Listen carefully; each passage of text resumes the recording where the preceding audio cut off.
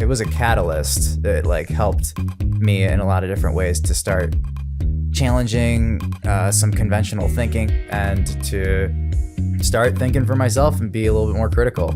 My perception of it was made to be that it's dangerous and that it's bad for your health. What messaging we were given as kids, like through like DARE programs, they encouraged me to question authority and conformity. You can't talk about why cannabis is illegal today without knowing why it was illegal in the first place. The story isn't what we've been told. It took like 100 years for people to open their eyes and see that something was wrong. Hello, and welcome to the Radical Empaths podcast. I'm Josh. And I'm Liz. And on this show, we're exploring and analyzing our cultural norms. And questioning our society's intricacies with thoughtful nuances. We're inquiring about the legitimacy of conventional and orthodox ways of thinking and observing the strange traditions that they create. We'll be taking a mindful and sensitive approach to create some deeper meaning out of all of our discussions.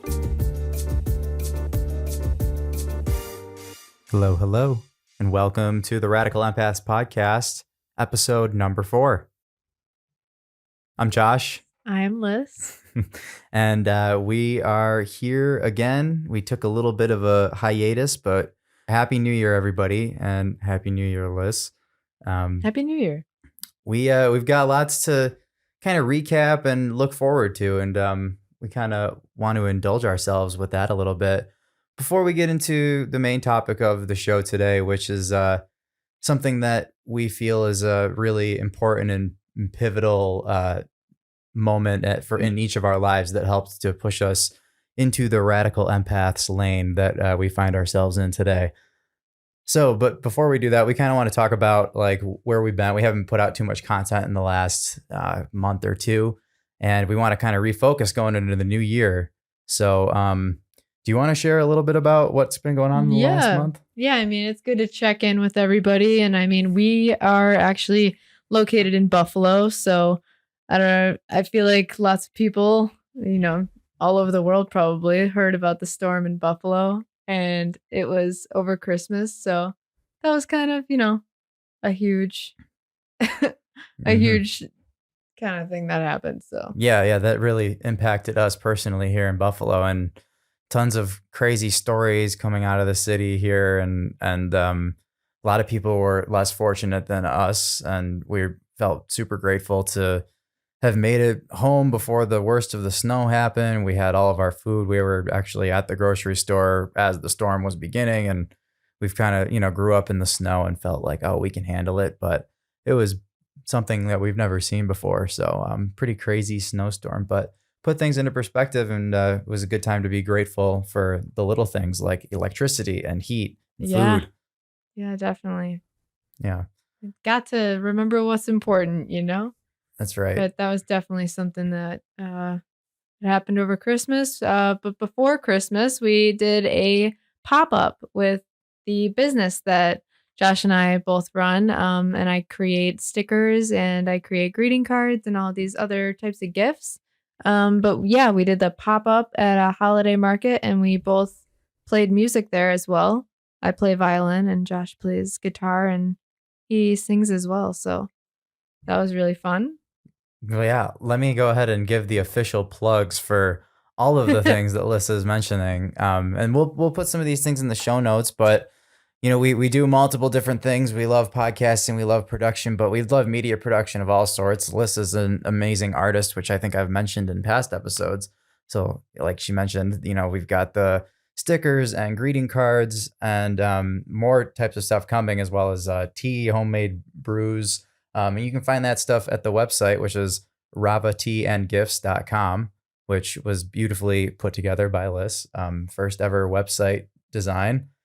And then the other thing that you mentioned there was the music, which we have a music act between the two of us, which we've kind of been changing over the years.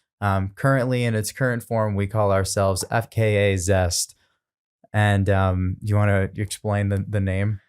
Well, we started out as Zest Duo. Zest. And then we kind of decided after the pandemic that when we went back out and started to perform again, like do live stuff, that we would go as formerly known as Zest, or FKA Zest. And that kind of was modeled off of the band FKA Twigs also. So we Yeah, kind of we just like gave made it our ourselves own, but it's great. permission. We've seen other people do it. We gave ourselves permission. Yeah. And I mean, people dig it. So I like it. I think it's kind of funny. So Yeah, we'll roll with it, you know? we're Yeah. thinking let's make a new name. We've used to call ourselves Zest. What do we call ourselves? I don't know. How about FKA Zest? Yeah. Like I like it. So you can find us on I mean, we don't have any original music yet. We try to be producing things in the future, but we do have like a YouTube channel and social media channels. So you can find us there. You can find Rava Tea and Gifts in all those places as well. Yeah. And then also, last but not least, what you're listening to, the Radical Empaths podcast. You can find us on the podcast streaming places as well as YouTube, where we try to make some additional content.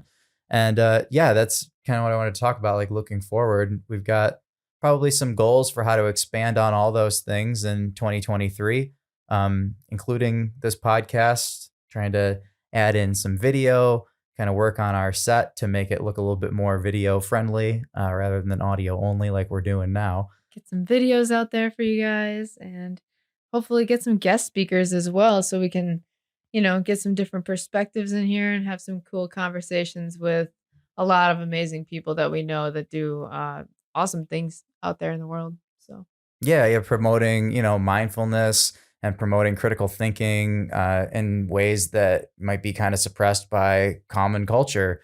And they'll try to give a platform to some, differing heterodox type of ideas on this platform. even small businesses or things that, people are passionate about that align with our values, that's also going to be welcome. And we're going to be excited to talk with all those people on Totally. here.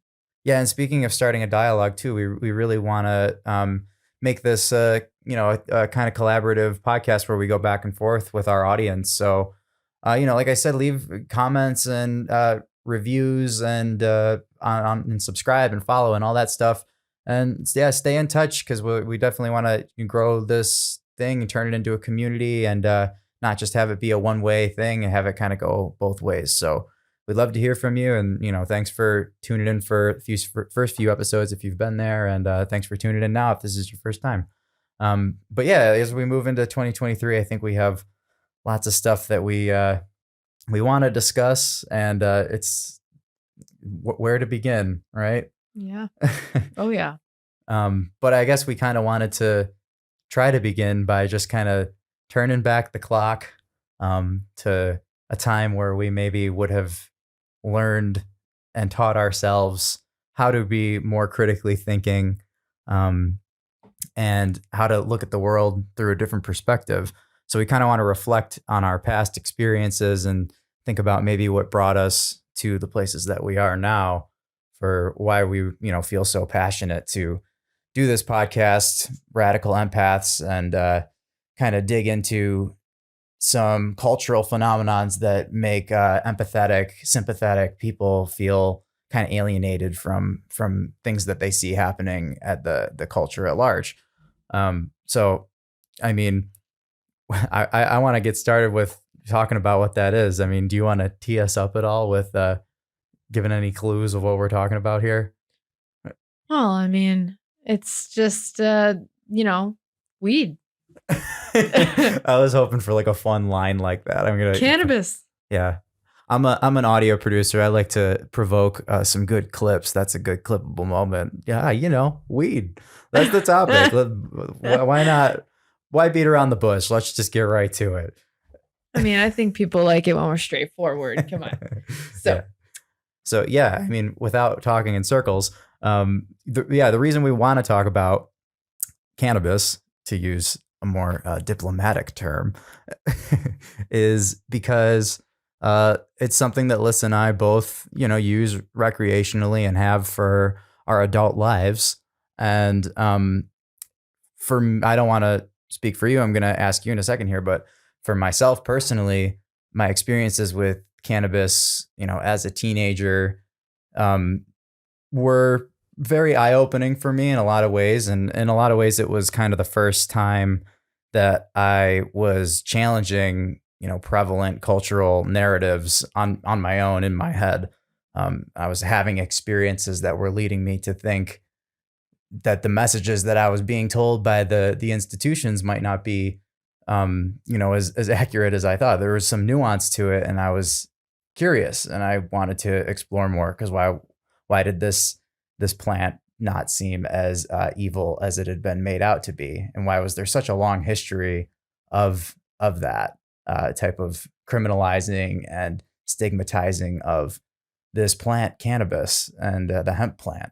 So for me as like a 16, 17-year old, it really kind of opened my eyes and pushed me to think about things in a different way. And I have some funny stories about that, but I guess I wanted to ask you, Liz, like what were some of your initial experiences like too? And did you have any kind of similar experiences where like were you encouraged to change any of your perspectives of the world in any way, or like what came of it for you?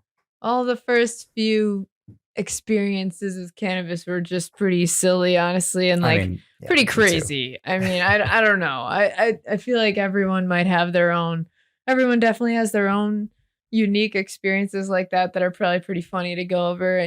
We should definitely talk about that. I agree, but even before I had an experience with cannabis, I would say you know, my perception of it was made to be that it's dangerous and that it's bad for your health. Like there's negative, you know, it can cause like long-term health effects that are negative, and that it's a gateway drug to other dangerous drugs. And that it's associated, like my favorite thing is that it's associated with like being lazy and lacking motivation.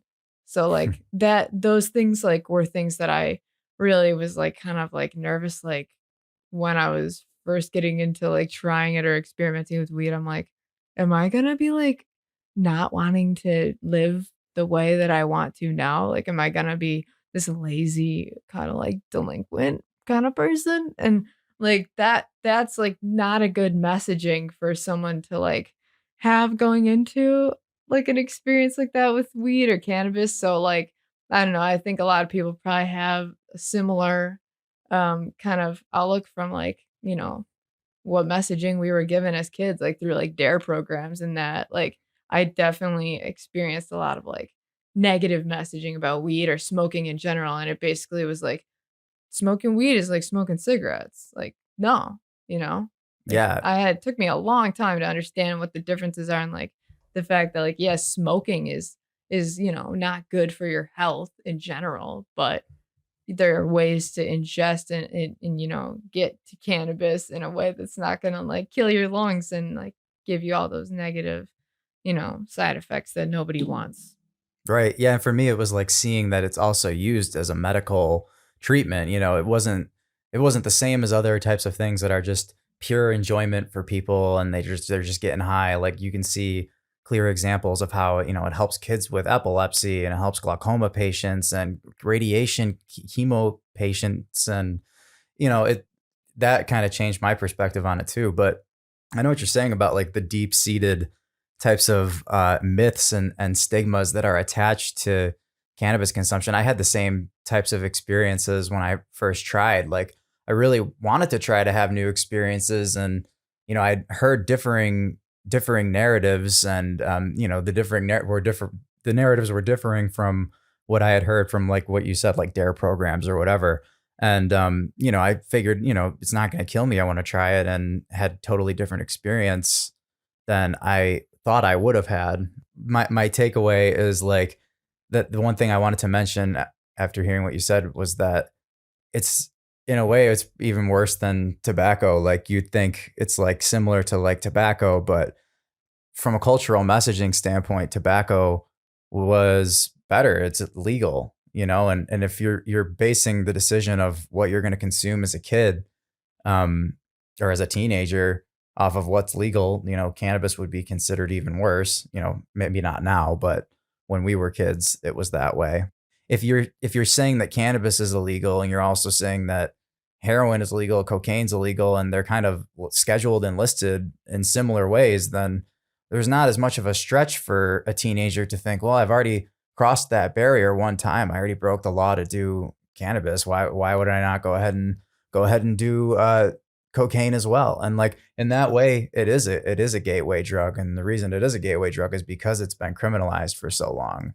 True.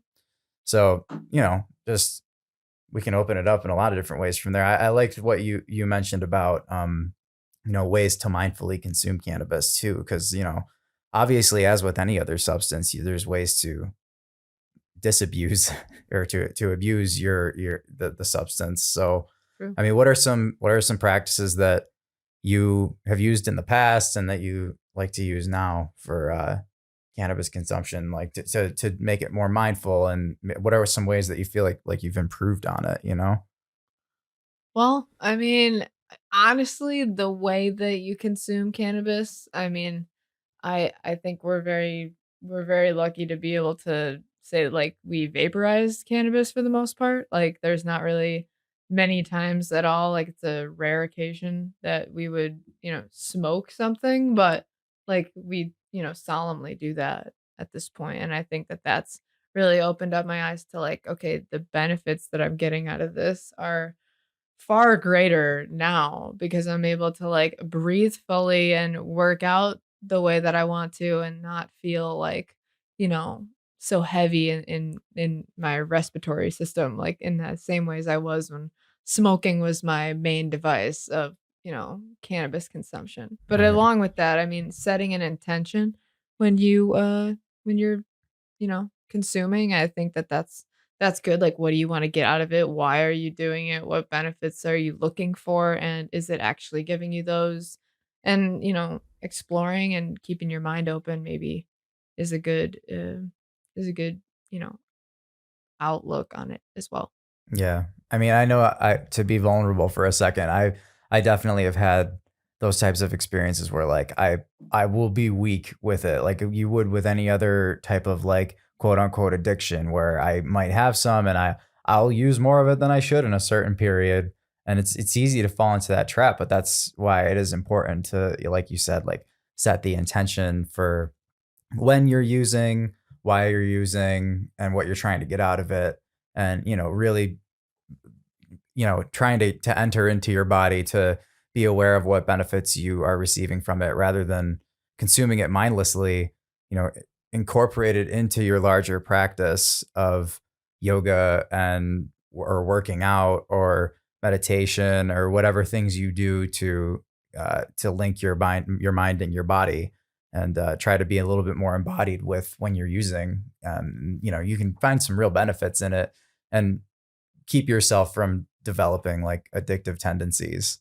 I And guess I think that brought up a question is like for me to ask for you, I guess, is like what were the first benefits that you noticed from cannabis consumption for yourself? mm, Like, what were the benefits that you reaped in the very beginning?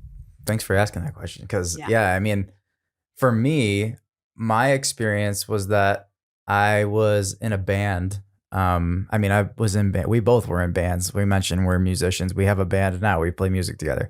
But I was in a band, my first band, and I was 15 years old. And using cannabis between all of us was not only a way of bonding and connecting.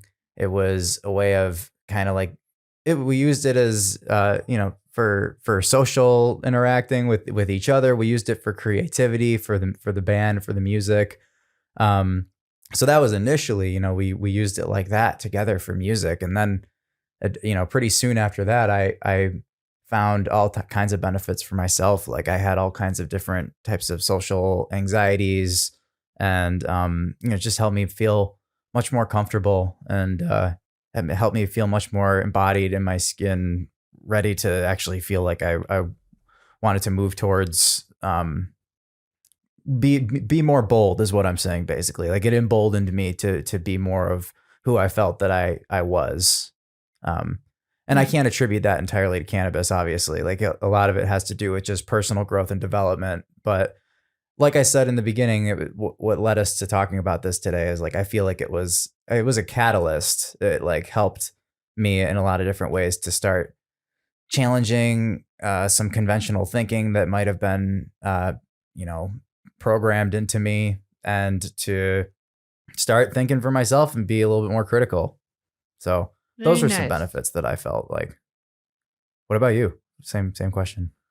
Um, I like what you're saying about creativity. I definitely that resonates with me. I feel the same way. I think like the first like sign that I knew that I wanted to like experiment with cannabis, and like what made me like even curious about the benefits in general. Like we talked about the negative messaging that we were both kind of fed, and like I lived with that, assumption and thought that way about cannabis up until like ninth grade. So when I was, moving schools from ninth grade to 10th grade, I really wanted to reinvent myself and have experimenting with, new types of people, new friends, and then new, drugs, I guess is what you'd call it, new plants, right? Like I think that it was really it was really good. It allowed me to gravitate towards the people that allowed me to be my authentic self, because ultimately the people that were smoking weed or doing that kind of thing were looked at as like kind of like delinquents. But to me, and still to this day, I look at them and they're very unique, sensitive individuals, extremely creative and, deep thinkers, very like intellectual as well, a lot of Yeah. them. So, I think that that's like a really cool thing to be able to say, is that I still look at those people kind of the same way. Yeah. And, yeah, that was a good benefit for me, is like connecting with people that are authentic like that, like you, like both of us. So, Yeah, that it always kind of felt like that too, where it was like, it was, not that you judged someone based on that, but like if you had some weed together, it was a way to connect. It was like a social adhesive, it felt like. oh In yeah, the similar way that people feel about alcohol in that way, that's why you can consider it a drug. And for a fair amount of people there, you use both and you mix and match. And we did that to a certain point. As we got older, we realized we were, if you're gonna take one, I knew all along. I remember when I felt like I maybe drank a little bit too much alcohol, I think to myself, like, this is temporary. Like I know which one actually serves me and benefits me. yeah. And and as we've gotten older, we've gravitated more to cannabis for our habitual I use. guess there's like a caveat to what I was saying. Like I understand like not everyone's, first experiences with cannabis allows them to gravitate towards their kinds of people, that Yeah. that's not everyone's situation. But in my case, it did. And I think like maybe another benefit um would be like just that it encouraged me to question authority and conformity and just institutions in general. I Yeah. didn't I didn't get the point of a lot of things in school after I started using cannabis. I started, I think my mind was coming up with new questions and questioning more and more things, and it just kind of didn't align with some of the things that authority was presenting to me as what should or shouldn't be the Yeah. normal or okay. Yeah, that's a healthy place for a teenager to be. I mean, you can go in a really cynical direction with it. I mean, because I think for a lot of people, including me, it was a time when I was like, okay, I feel lied to by these institutions because clearly this is a bunch of bullshit because this is fine and I'm finding benefits by using this. And I know there are other people who feel the same way. So what about the church? What about what my teachers have been saying? What about other authority figures? Like the cops are the ones implementing the enforcement of what I think is an unjustified law about me being able to have some weed in my car. So now all of a sudden I start questioning the authority of the police. And that's an interesting place for a teenager, a young mind to be, but also for the for the sake of the fabric of the society, it's a really dangerous place to be as well. And that's why you have to question the premise of whether or not something should even be illegal like that in the first place. And and trying to understand also as well, like why is it illegal in the first place. Mhm. And because I think there's a presumption people have, like, there was a bunch of scientists in a room with their white lab coats on and they all tested the cannabis and they said this is bad, and we cannot allow it. And then the government said, okay. And they banged the hammer on the table, and then it was bad. And the scientists said so. But obviously, that's not how it worked. It's much more nuanced than that. And there's a long history that we could get into about, why it is the way that it is. But, obviously, that's a danger. It's a dangerous place for young mind to be. And that's where I think we both found ourselves. And, I'm glad that you said that, because it ties into what I said was the reason we wanted to talk about this in the first place, is because it really opened us up and challenged us. Like we said, we haven't even mentioned it in this episode, and we have in every other. This is mostly a vegan podcast. Like, most of the things that we will discuss moving forward kind of relate to veganism and animal rights and animal activism. And this topic doesn't really, but it does, in that it was the thing that opened our eyes a little bit and maybe made us more critical thinkers and led us in the direction of challenging the largest social construct that there is, which is the mass exploitation and murder of billions of animals for an unjustified food system.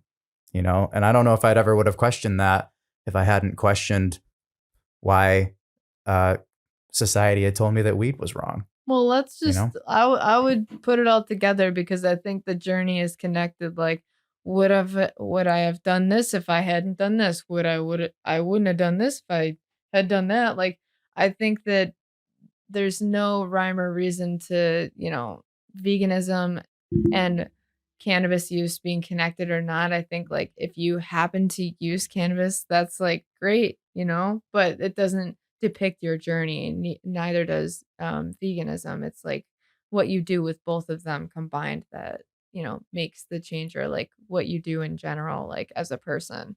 Like, I don't think either one of those things really defines you. That's basically what I'm saying. I think your actions do that, and they should align with both of those things. If you're using cannabis, I hope that it's intentional. And, Exactly. if you're vegan, I hope that you're thinking about unique ways to be an activist, like whatever that means to you. Like, there's so many different routes you can go with things like that. I just hope that people find what's unique to them, you know. Yeah. Yeah. I mean, it's reinforcing the idea of mindful consumption, which, if you missed it, that was our last podcast, episode 3. We talked all about just the concept of mindful consumption. And I think that really wraps into this. Cause yeah, I mean, this podcast, I feel like we're at the risk, while talking about this, of feeling like we're talking about our dependency of weed and, oh, I am this because of this. Like, it's not direct cause and an effect. And if it were, then there'd be some concerning tendencies probably that would Mhm. make it seem like maybe we have kind of a problem. We've used cannabis as, a supplement, an additive to our life. And, if it had ever seemed like it had been a hindrance, then there'd be a different conversation to have. But Right. so yeah, obviously, like, at the risk of that, we don't want it to seem like that. Where it's very promoting mindful consumption on this podcast, and in that way, it does relate to veganism. And you know, just side note about the podcast. That's kind of a goal of mine personally, and I think of yours as well, is to find ways of thinking that we see in society at large, and that we see in people that we know and talk to, and relate it to the mindsets that we see in veganism, and to try to make linkages and connections to the ways that we see how people maybe don't act as empathetic as they think that they do, to kind of call out some of that hypocrisy and to be radical empaths. Right. So that's just a little on the spot show description. That's very nice. Yeah, like, I mean, I think it's important to wrap back into like why we're doing what we're doing, setting that intention for the year. Like, we're Yeah. going into a new year. We hope that we are able to fulfill those goals for you, for our community, and for ourselves. And yeah, I'm totally down with that. Yeah. Yeah. Thanks. And yeah, I mean, by the way, we have some noise happening in our neighborhood here. We live in a vibrant community. We've got some honking and some music outside and some trains going by. So if you hear that, apologies. But hope it doesn't take away from the conversation that we're having here, just about being able to mindfully consume cannabis or whatever, the thing is of your choice, being able to consume it mindfully, to know what you're trying to get out of it, and to not indulge, don't be a glutton. It's kind of the types of things that we try to talk about. So yeah, like we said, you can go back and listen to our mindful consumption episode, and that probably ties nicely in with what we're talking about here. But we just wanted to click the refresh button, I think, with this episode. Yeah. I know that there was a part of our conversation that I'd want to go back to and ask you about, because I know it's your forte to speak about like the, maybe interconnectedness between like how our government has reacted to cannabis use and how much that's changed, like maybe from like our first experiences with it to now, because like I feel like so much has changed. Like look at the world, like we live an hour away from one of the largest cities with dispensaries right now, like Toronto. Like we have so much access to it now versus then. And I feel like, there's obviously some changes in government that had to happen in order to, allow some of the stigmas to be, you know, kind of brought down Mhm. or changed, and also like the laws to catch up with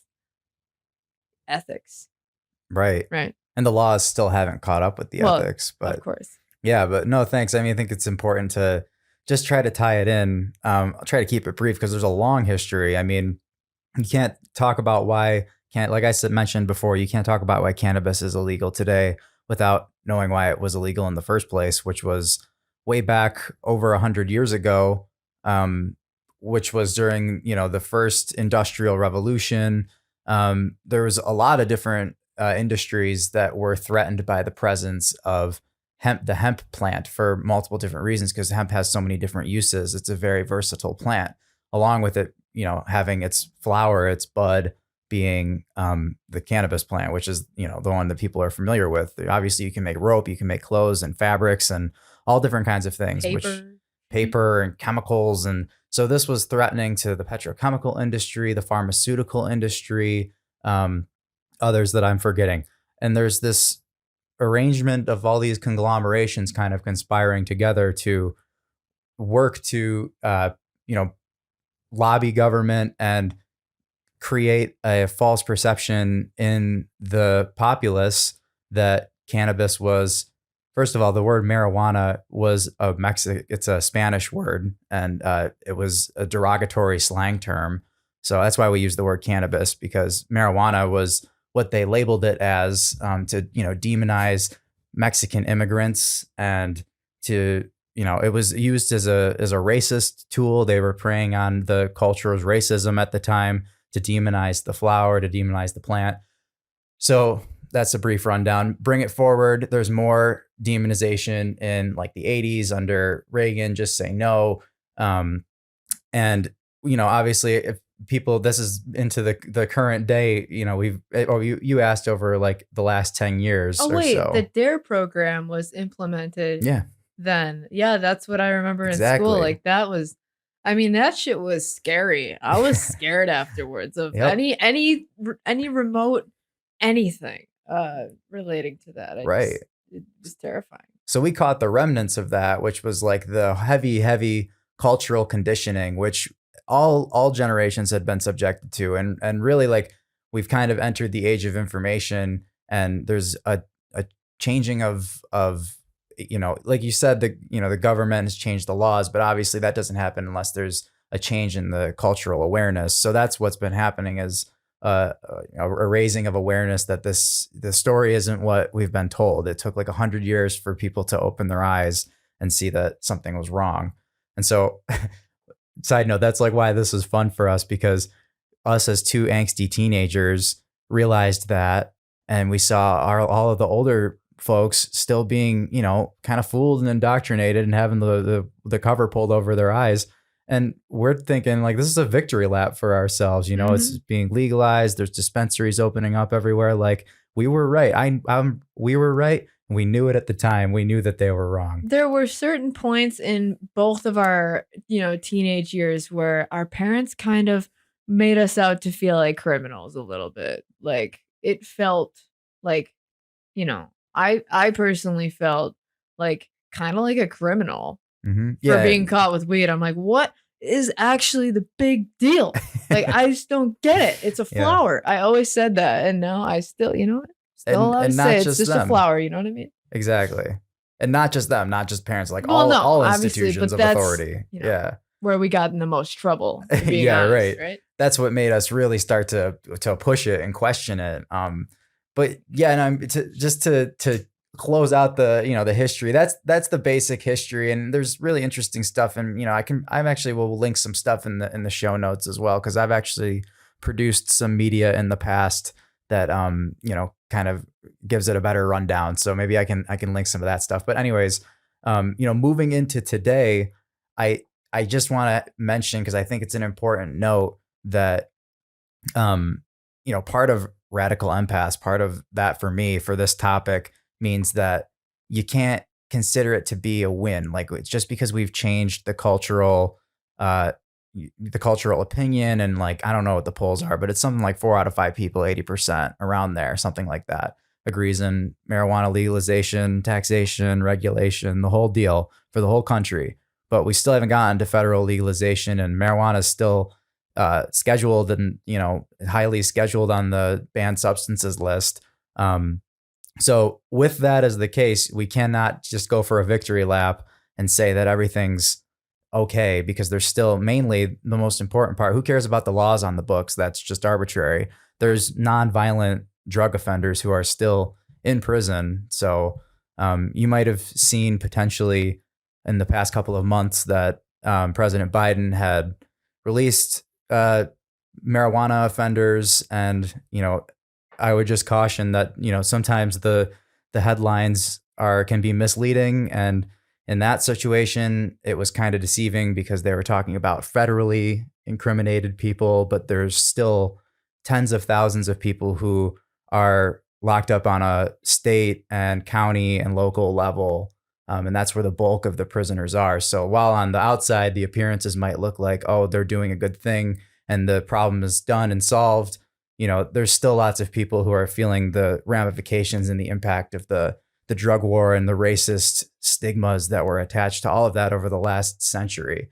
So while those people are in prison, that isn't okay. That's my opinion. Um, so to get off my soapbox there for a second, but and also why it's a giant industry. That's the other point, is like, there's people profiting off of this big time, and it's a publicly traded stock, or many different stocks of all these different companies. It's a burgeoning industry for investors, and for it's just, people will be making lots of money there while others are in jail for trying to make money on it themselves in the previous decades. So that's a moral injustice. Well, that's also something to keep in mind as a cannabis user that's, out there in the world just trying to enjoy, a joint or something like that. It's like, just recognize that there's people that are, still incriminated for that usage. The same thing you're doing right now. That's something to question and to be aware of, right? Like, Yeah. it just because I think it is important. Like, yes, it's important to know why you're doing what you're doing and to set an intention, but I think it's also a good point, like, enjoy it. Like, this is meant to be enjoyed. That's why it's here. And I think it's, like, important for anything that people choose to use in their life that's, like, meant to supplement who they are, you know? Just I hope that you enjoy it. Yeah. Yeah, that's a good way to end it, like, the bringing it back to mindful consumption. Like, that's really what it's all supposed to be about. And like, that's I like the dynamic we have between us here on the show, between Liz and I. It speaks to our differing types of like personalities. I'm very analytical. I like to research lots of things. I like to know how things are fucked up and why they're fucked up, what happened to make it be like that. I like to kind of nerd out on all those details. And I like to share that with all of you to give you context. Liz has the beautiful ability of being very emotional, very intuitive, and trying to kind of see things from the outside and kind of wrap things up with a bigger perspective about how we relate with these things ourselves as empaths. So although we both are radical empaths, maybe you represent the empath side while I represent the radical side, throwing that information in there. With the occasional twist off of, I got the radical, you got the empath. So we just like to keep that balance for everyone here. We can do it both. Yep. Well, I think that's a good place to end. Thank you for letting us indulge ourselves on our victory lap, with the caveat, not a big victory lap. People are still in prison, but we can let that slide. Have a good time. We're cueing the outro music. So thank you for tuning in. Find us on all the places. Follow, subscribe, leave your comments. We want to hear from you. Tune in for future episodes. Peace and love. Take care, guys. Bye.